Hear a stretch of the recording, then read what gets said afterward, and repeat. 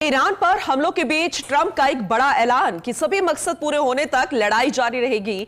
3 US service member मारे गए हैं, शायद और भी लोग मारे जाएंगे। हमारे बहुत मजबूत मकसद हैं और जब तक वो मकसद पूरे नहीं हो जाते यह लड़ाई ऐसे ही जारी रहेगी, यह कहना है ट्रंप का। देखिए, ईरान पर हमले लगातार जारी है। इजराइल और अमेरिका मिलकर ईरान पर लगातार हमले कर रहा है और इस बीच ट्रंप का बहुत बड़ा ऐलान आ गया है।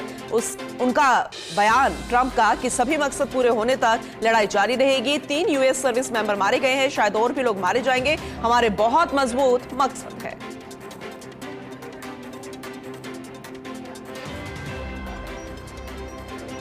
और जंग के बीच ईरान का बड़ा दावा, कुवैत बहरीन में यूएस बेस तबाह करने का दावा। बहरीन में अमेरिका का रडार स्टेशन तबाह। ईरानी ड्रोन हमले में महंगा रडार स्टेशन तबाह हो गया है। अब्राहम लिंकन यूएस बेस पर भी 4 मिसाइलों से हमला किया गया है। तो अब ये कहना गलत होगा कि सिर्फ इजराइल और अमेरिका ही ईरान पर हमला कर रहा है। ईरान की तरफ से भी लगातार दावेदारी जताई जा रही है कि ईरान ने भी हमला किया है और नुकसान पहुंचाया है। जैसे जंग के बीच ईरान का बड़ा दावा कि कुवैत बहरीन में यूएस बेस तबाह करने का दावा। बहरीन में अमेरिका का रडार स्टेशन तबाह। ईरानी ड्रोन हमले में महंगा रडार स्टेशन तबाह हो गया है। अब्राहम लिंकन यूएस बेस पर 4 मिसाइलों से हमला किया गया है, ये ईरान का दावा है।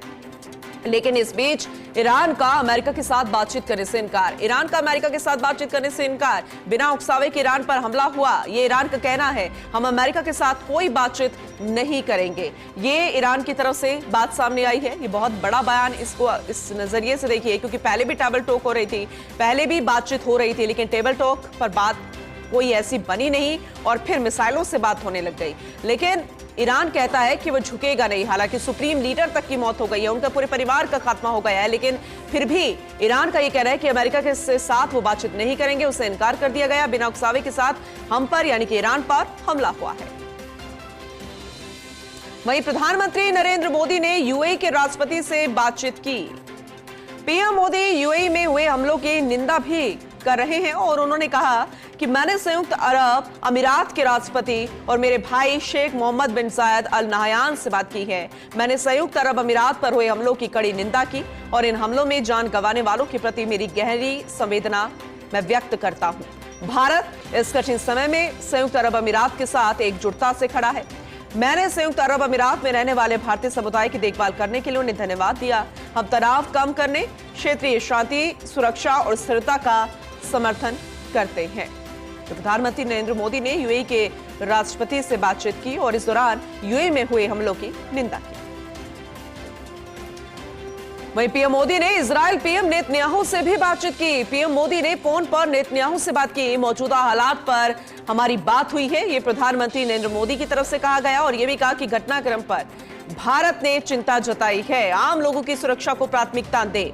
ये प्रधानमंत्री नरेंद्र मोदी ने नेतन्याहू से कहा और यह भी कहा कि आप जल्द युद्ध खत्म करने की जरूरत है। देखिए, प्रधानमंत्री नरेंद्र मोदी ने जहां यूएई के राष्ट्रपति से बात की तो यूएई पर हुए हमलों की निंदा की, वहीं इजराइल पीएम नेतन्याहू से भी बात की और ये कहा कि मौजूदा हालात पर हमारी बात हुई है, घटनाक्रम पर भारत ने चिंता जताई है, आम लोगों की सुरक्षा को प्राथमिकता देनी चाहिए और जल्द युद्ध खत्म करने की जरूरत है, ये प्रधानमंत्री नरेंद्र मोदी ने नेतन्याहू से बातचीत करते हुए कहा।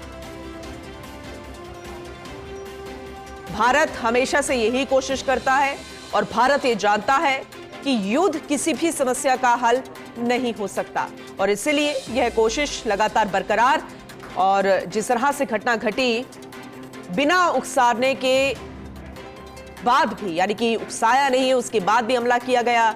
यूएई के राष्ट्रपति से प्रधानमंत्री नरेंद्र मोदी ने बातचीत की और निंदा की जिस तरह से उन पर हमला हुआ। वहीं नेतन्याहू से भी बात की। तो इजराइल से भी यही उम्मीद फिलहाल हम कर रहे हैं, पूरा भारत कर रहा है कि युद्ध को अब खत्म कर देना चाहिए।